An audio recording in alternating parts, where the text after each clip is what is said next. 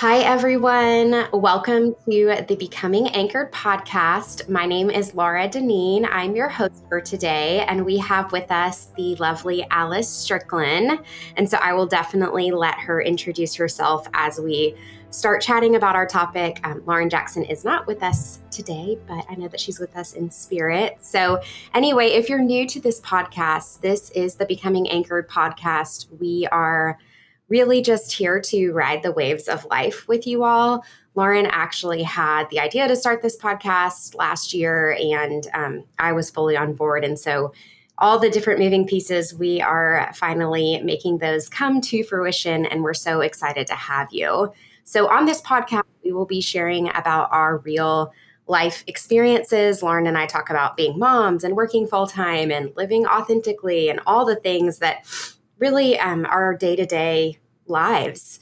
And then we will also be sharing about our lived experiences as therapists. And so we have the gift of sitting with clients on a day-to-day basis. And it's truly a gift, and it's such sacred work. And I know that Alice feels that way as well. And so yeah, if you're new to this podcast, welcome. We're so glad that you're here. I have a group practice in Brentwood, Tennessee, which is just south of Nashville, called Anchored Counseling Company. If you're in Tennessee, definitely look us up. And then I will let Alice share about her group practice as well.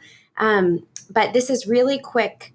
Just a quick disclaimer. This is not therapy. And so if you were local to Tennessee, we would love to see you either at Anchored or Alice's practice. And if you're not local, please reach out to a professional that can support you. So thanks again for being here.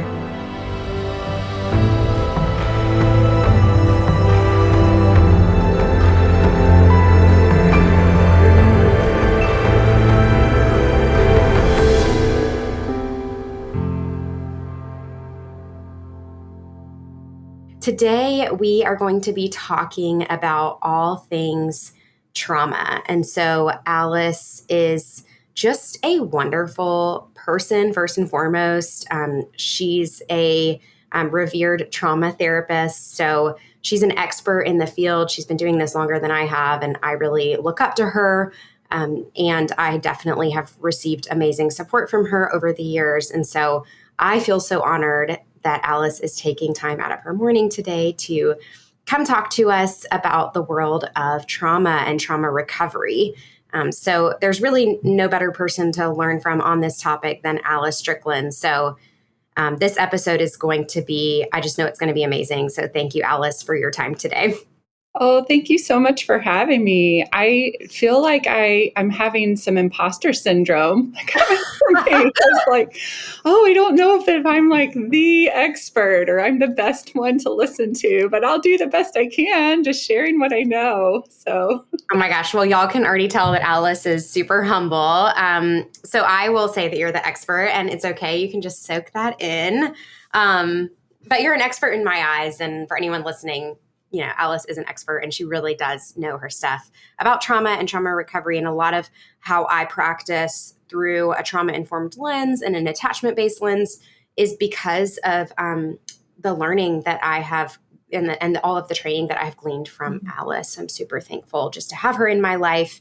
And yeah, so today we're going to be talking about trauma and trauma recovery. And I have a couple different questions that I would just love to ask you, Alice, just around the realm of trauma and trauma recovery. But before we jump into our topic, I'd love for you to share a little bit more about yourself and your practice. Yeah, sure. I'd love to. So my name is Alice Stricklin. I'm a licensed marriage and family therapist. I was trying to add it up the other day, and I think I've been practicing around 15 years now, which is really hard. Like I kind of have this weird thing that happens with me where I think I just graduated last year, but then it's like, but I also feel like I've been at it for a long, long, long time. So when I actually sit down and do the math, it's interesting. But so I practice in Lebanon, Tennessee, which is a small little town just east of Nashville that's growing, constantly growing as Nashville kind of expands and moves out of the city limits. And I own a group practice that's named Alice Stricklin Counseling. It's just real creative. It's just kind of how I roll. love it. I love it. I was like, well, we'll just keep it simple. So I started as a private practice actually here. And then as I was here working in my community, I just kept getting more and more calls that I couldn't meet the needs of. And I was having to find referrals, and there was a big wait list happening. And so I just felt like it was time to start meeting the needs of my community specifically. And so it slowly has grown into a group practice. It wasn't necessarily my intention, but it's really been the focus of meeting the needs of my community and how that's grown and expanded over the last couple years. Which has been just a really interesting and fascinating journey all in and of itself that I've loved. I've loved the creativity of it, and I love always thinking strategically around how do I meet the needs of my community in terms of what's not being met. So I don't want to redo what's already here. I want to offer something that's different, that's not being met. And so we focus specifically on a couple of areas. We do trauma work. So we have several EMDR therapists, and we do everything through a trauma lens because that's how I kind of teach out of this practice. And then we also focus a lot on systems work. And so we do work with children and teens, and there's not a lot of places in this community that do, but we do it specifically focused from a systemic standpoint. So we do a lot of work with the families as well as parents and caregivers and those that are in charge of the kids and teens that we're working with. And then we also have a couple people that work with couples, and that's another area in our community that's not necessarily focused on as much. And so I love our little place. We have a little house that we practice out of, and just feels real homey and welcoming. And that's a big kind of value of mine, that people walk in and they just feel safe from the beginning. And so we're real intentional about the smells and the sounds and the sights and everything that happens in our space, that it just kind of creates that welcoming invitation into a journey of vulnerability, you know? Yeah. So, yeah. And then I also am an EMDR therapist, and I've been doing EMDR for 15 years. And then I've been a consultant of the model for 10 years. And then about 7 years ago, became a trainer with Personal Transformation Institute. So a big majority of my career has been focused on EMDR, teaching EMDR, training therapists how to do EMDR, but also, you know, EMDR is primarily a trauma-based model. And so my knowledge of trauma comes from all my learning that I've done through that model specifically. So anything that I kind of talk about today in particular is going to be filtered through both the AIP lens, which is the adaptive information processing model that's founded with the EMDR, but also attachment and the systems kind of background that I have as well. Yeah. Gosh, there's so many things that I just want to ask you about today on this episode. I feel like we could talk for hours and hours. But yeah, I think what you shared, especially about that, like, hey, what needs are not being met in the community? I mean, you and I both know that we heal in community. And whether you're in recovery from an eating disorder, or you're wanting to shift your relationship to your anxiety, or you are in recovery from a trauma, all of those kind of presentations, we heal best in relationship with other people. And so I love that you started there, because I think that's important for anyone listening today. Is just, if you take away anything, that is something to take away, that we heal best in community and in relationship with others. And so I love that you started there. And yeah, I mean, the work that you do around training clinicians and providing your expertise, it's so important. And I know that you have so many different pieces that you could talk about regarding trauma. And so this is really just the tip of the iceberg today. And so if you're interested in looking up more around EMDR or Alice's work, definitely do that after this podcast. But just in all the years you've practiced, and all the years that you have practiced, and all the clinicians that you have trained, I'm curious, what are some myths that maybe you have seen around trauma itself? And I want to just give you the opportunity to perhaps debunk some of those myths today. Yeah, I feel like what I want to start talking about is trauma feels like a new concept, but it's not new, right? So it's studied for the better part of many, many decades now. However, it's become a buzzword probably in the last decade and growing more and more. And what can happen with that, and this is what I kind of run into more and more, is people will talk about, they interchange trauma and PTSD or PTS. And so kind of confusing that just because you've experienced trauma, because the truth is we've all experienced trauma experiences, and I'll kind of break that down here in a moment, but we don't all just necessarily develop PTS or post-traumatic stress or PTSD, post-traumatic stress disorder, which right now those are kind of interchangeable terms. They've dropped the disorder piece just to make it more accessible for people, so it's not as shaming. And so there's a difference in that. So I feel like I want to talk about that for a moment, if that's okay. We all Absolutely. have, so what's real natural, let me see, best way to kind of start into this conversation would be to talk about how our bodies and our brains are actually for us. Like our bodies and our brains are designed for our survival.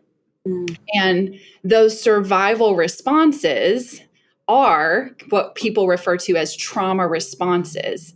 And those survival responses are what we commonly hear are the fight, flight, or run, collapse and submit, which is this kind of dissociative or checkout kind of experience, and then freeze, which is another kind of like response of like everything kind of like all my body's gearing up to run or to fight, but it recognizes within nanoseconds that that's not the way that I'm going to survive this. And so it just kind of freezes where it is, right?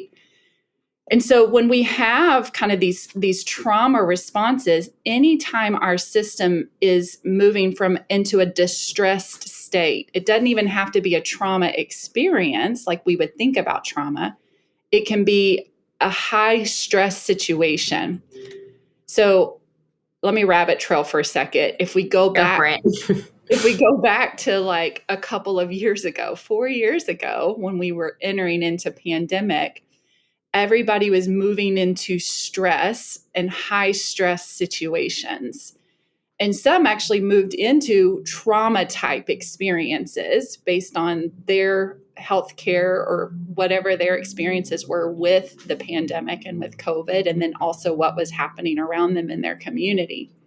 So when we go back to that and we reflect, if we just take a moment and reflect to the different responses that we were seeing both nationally, internationally, and we filter it through this lens of trauma responses or survival responses.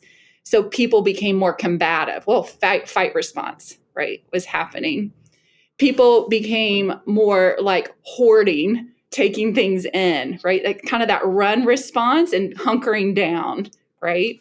People started like isolating and cutting off, even kind of checking out, right, from life. So that's that collapse and submit experience that we are seeing. So we saw those coming out during that time. And then we can kind of reflect back and even see how that's exacerbated even in our communities since then.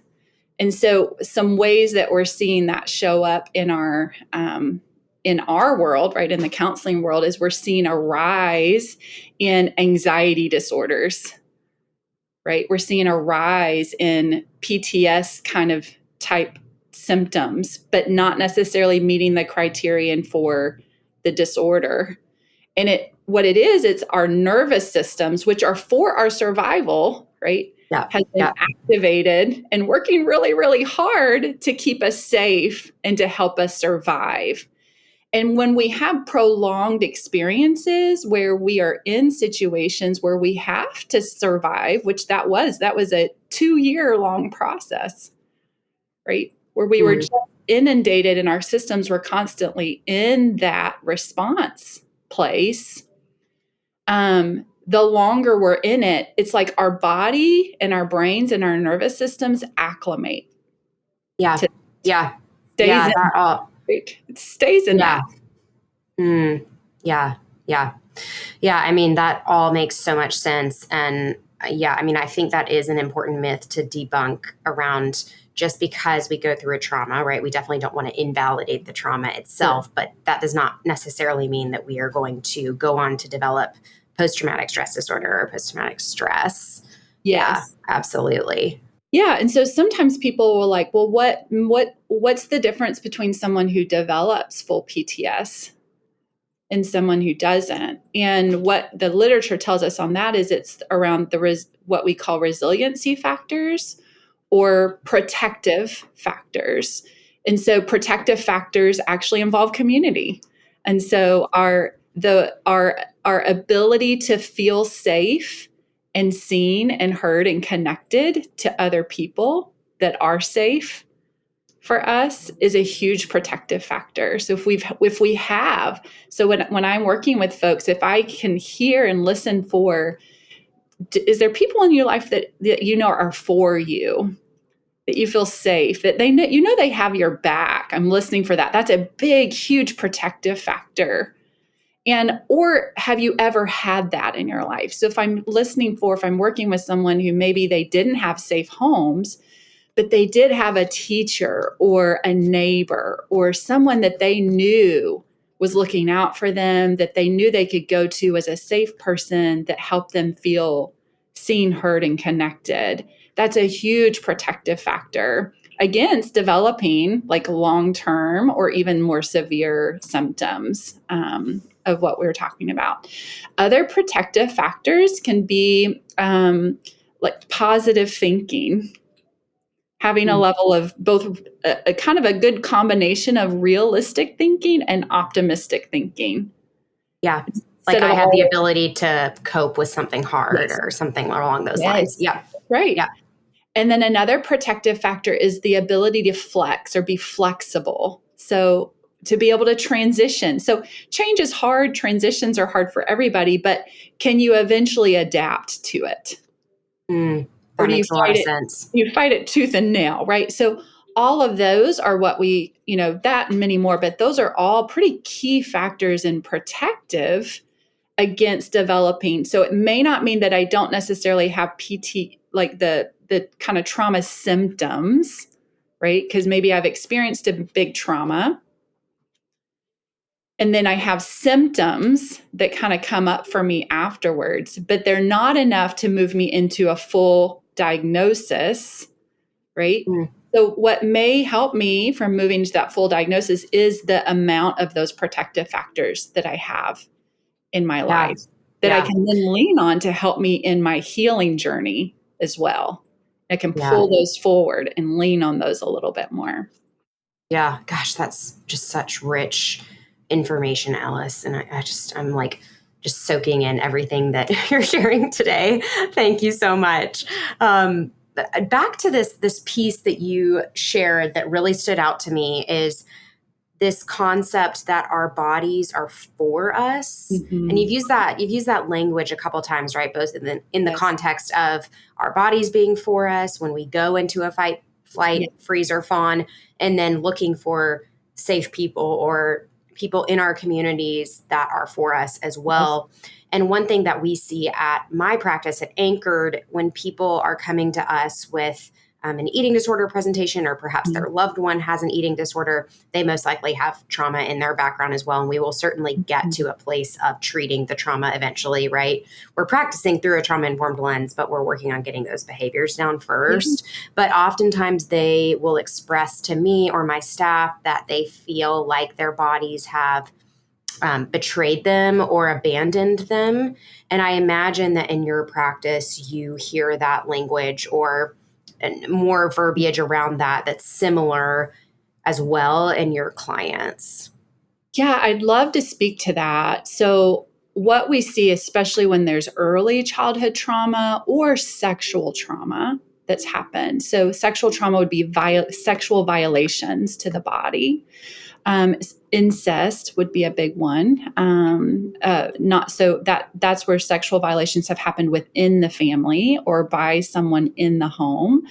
And sexual violations that happen by strangers or someone that you do know, but that's not in your home. Physical abuse is another one. So violations to the body. What can happen is through the trauma experience. So remember those trauma symptoms that I said are for you.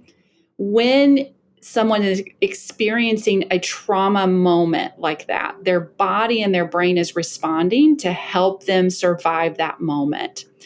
Two things that can come out of those for individuals. Sometimes what can come out of that is shame at the way the particular trauma response that your body chose to get through that trauma experience. Because there's in our society, there's a ranking on which trauma response is better than another. Sure. And I mean, let me just guess, is it like fighting is Absolutely. is the And so perceived best? aggressiveness, fighting back is definitely celebrated more, but our brain actually chooses the one that's the most effective for us. It's going to choose the response that's going to get us through to the other side so that we live. And there's no cognitive thinking through this because that part of your brain shuts down when trauma is taking place. It only goes straight into survival, and your brain has, again, nanoseconds to decide what do you need, what is yours, what are all the cues that you're taking in at a rapid fire pace, and your brain makes the decision for you of what is the highest probability of survival in that moment. So whichever one your brain chose in that moment was exactly right. It worked because you're here. Yeah, gosh, that is like such valuable feedback around that. Oh, thank you so much for sharing. So that's one piece. And then when there's pervasive, right, when it happens pervasively, especially with incest, we'll talk about that for just a moment. There's this disconnect that has to eventually happen from the body. You have to disconnect from the body, and it becomes your enemy, essentially. Yeah. And is that just making, I guess here, and I want you to supplement your language, but is that just because of the chronic overwhelm state that your body's in? Yeah, that's a part of it. And also, if we think developmentally for young children for their own survival have to defer to an adult for their own survival. And so they have to, like, somebody has to be the enemy in that situation. And it can't be the adult because I have to rely on this adult to take care of me. So it must be me. I must be the one that's wrong or at fault, or there's something wrong with me, because it can't be this other person. Like, from a developmental brain standpoint, that's the logic of a child. Sure. And it gets locked in with those incidences. It gets kind of connected into a network, a memory network, so that then anytime that memory network kind of gets triggered, even as an adult, what comes up then for me is disconnect from my body, hate my body, and be angry at myself, right? It must be my fault. And it could be related to anything. It could be I'm doing something at work and I mess up, and all of a sudden that triggers this memory network that's got stored a long time ago with, at that time, developmentally appropriate responses, right, for that time period, and survival responses. But now it's coming up at work and I just hate myself. And I'm not necessarily sure why I'm having this response, and I don't know why this is happening, right? Yeah. And it's because that memory network is in there from a long, long time ago. And it just got activated. Yeah. Yeah.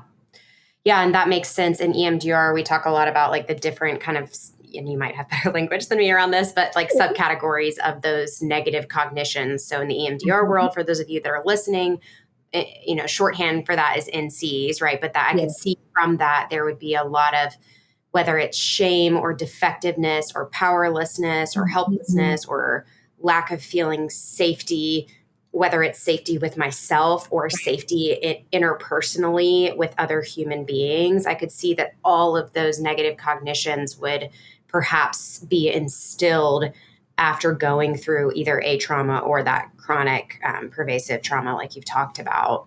Yes. So when we think about, okay, so what role does our history play in our present life? Well, it plays a pretty big one in terms of like the experiences that I have with other people when I'm a child, my world consists of who's in my home, like, cause that's all I'm around. And I don't know more than that, right? My world gets a little bit bigger when I go to school. And so then my world consists of the relationships and how I am experiencing that world, both in my home and then at school. But again, that's the limit of it and so any experiences that I'm having relationally, how I'm treated, how I'm seen, if I feel safe, starts informing how I interpret the rest of the world. Absolutely. And that makes a lot of sense. Right? Because that is my world. So then as my world gets bigger, if I start having other similar experiences that I had in my home experience, then that belief or the way that I see and experience the world feels even more true. So if I'm in a home that's not necessarily, so maybe it's safe physically and sexually, there's good boundaries around that, but I don't necessarily feel seen and heard emotionally, right? I feel maybe more kind of just, nobody will know what I'm doing and care kind of thing. I can kind of do my own thing. If that's my experience in my home situation, and then in my school situation, maybe it's similar. Like I learned in my home just to kind of be quiet, stay on the outskirts, do my own thing. And so I kind of do the same thing at school. And so I kind of sit in the back of the classroom and I just kind of do my own thing. And nobody really pays me. Nobody really invites me to play on the playground. I just kind of do my own thing, right? I'm just kind of there. Teachers don't really pay me a ton of attention either. Then I'm going to then go into the big world eventually with this viewpoint that I just need to stay hidden in the background and nobody really cares about what I am, who I am, what I see, what I do, how I contribute, right? That schema gets created really early on in my world. And then I begin to experience the rest of my world as the same. And what happens what's real fascinating is because different brain neurons weren't activated, like by being noticed, being seen, then I miss the cues that it's actually happening in my world now because I don't recognize them. But I more readily recognize being ignored. I more readily recognize not being seen. Does that make sense? Makes a lot of sense. Yeah. Yeah. Thank you so much just for your overflowing wisdom today. I feel like I'm learning just talking to you today. And I'm like, oh man, I'm going to tuck that in my back pocket for my sessions next week. Yeah. Thank you so much, Alice. Switching gears here, I would love to kind of end on a really hopeful note. And I would love for us to talk about maybe signs that we are healing from our trauma or perhaps some PTS symptoms, or maybe you've been diagnosed with PTSD or PTS. I would love to hear from you what you look for in your clients, or perhaps, if you're open to sharing some of your own experience, what you look for in health for yourself, for your clients, around what it means to heal from our trauma. Yeah. Goodness. So it feels like a complicating answer just because each person's so unique. But let me think about how to maybe do an overview of that. I always think about it in terms of I'm curious about what are people's go-to trauma responses. So maybe we'll start there. That they seem to get triggered into when it doesn't necessarily, like the situation doesn't warrant it. So someone who quickly goes into fight response all the time, like they're just combative and quickly triggered into that a lot. Or someone who's quickly triggered into disconnect or freeze response. So a sign of healing would look like that's calming down and they're able to respond in a present moment situation, what is appropriate to the present moment situation. So that would be a sign of healing when there's less of that hyper response and more of a an awareness of, oh, like this normally would be triggering, and I feel present. I feel like I can stay present right now, and I can just respond to what's happening and not feel attacked or not. I can actually feel safe in this moment and not go into a survival response, right? Because when we move into survival response, it's all about us and our own survival. Mm-hmm. And so a sign of healing might be someone who is in a situation that is highly stressful or distressful, but they seem to be more aware of others in that moment. And not aware of others like, are you dangerous? Are you safe? But more aware of others in, oh, I think you're having a hard time right now too, right? And so just does that also include the ability to like reach out to others? Yeah, that makes sense. And then the other piece is, because we all have our schemas that get developed based on our kind of what we talked about, what we learned in our little worlds and the ways that we respond. And so some of our kind of go-to responses when we're stressed or de-stressed or feeling distress, what we start seeing when healings happen is we have more options of responding than what we used to. So an example for myself, some of my go-to responses historically have been like my trauma responses are, depending on the situation, I can get combative and defensive, or I can just shut down and just completely cut off from whoever I'm talking to in the moment. That some call it stonewalling, but whatever, we'll just talk it. Hey, I appreciate your vulnerability. Thank you. But here's what I've, in my own healing journey, and I see this with others, is as some of that starts calming down, I have this ability to now to see, oh, there's other ways that I can respond in this. So like for me, I can recognize, oh, I'm starting to get activated here. I could actually do some breaths for a moment, or I can drop my shoulders because they feel real tight. I could go for a quick walk just to see if I can help my brain settle for a second before I have this conversation, right? I can tell someone I feel myself starting to shut down because I don't feel like I'm being heard. And so I need a moment to see if I can help settle my nervous system because I want to be present for this session, for this conversation, right? So those are things I now have access and the ability to learn. And I still have my other responses because I need my survival responses. Sometimes I need to be combative. It's important to my survival. Yeah. Sometimes I need to shut down because it's a very overstimulating and overwhelming situation, and my system needs to do that. But I also have these other things that now I can add to my toolbox that I can pull from, right? Yeah.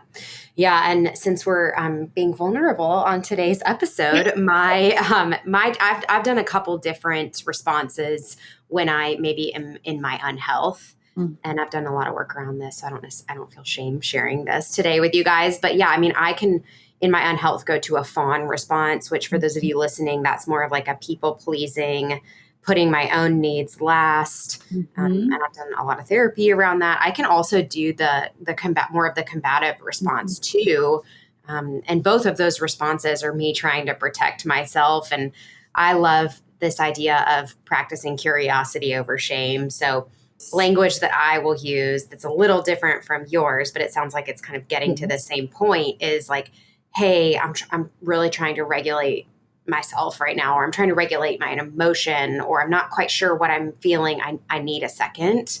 And that helps me get back into my window of tolerance. So we haven't talked about that language today, but I learned from Alice this whole idea of the window of tolerance, and I will almost visualize where I am in my window. I'm a very visual learner and visual person. And so it helps me really hold, if you're listening and not watching this episode, it's basically essentially two parallel lines. And I'll kind of think about, am I slightly out of my window? Am I above my window? Or am I below my window? And that can just be helpful to almost visualize that for myself.